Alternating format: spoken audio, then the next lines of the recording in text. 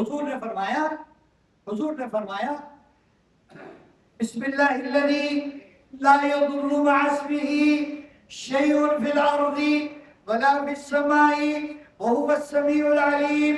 جو صبح 3 مرتبہ پڑھے فجر کے بعد، جو شام کو 3 مرتبہ پڑھے مغرب کے بعد، صبح کو پڑھے شام تک، آسمان و زمین کے درمیان کوئی چیز ایسی نہیں جو اسے نقصان دے جائے. جو شام کو پڑھے صبح تک اسے کوئی چیز نقصان نہیں دے. پڑھے تو صحیح، سیکھے تو صحیح. آپ نے فرمایا کہیں نئی جگہ جاؤ، صبح شام کی دعاؤں میں بھی ہے یہ، لیکن کہیں نئی جگہ جاؤ، سفر کرو، وہاں جا کر یہ دعا لازمی پڑھو، اعوذ بکلمات اللہ التامات من شر ما خلق.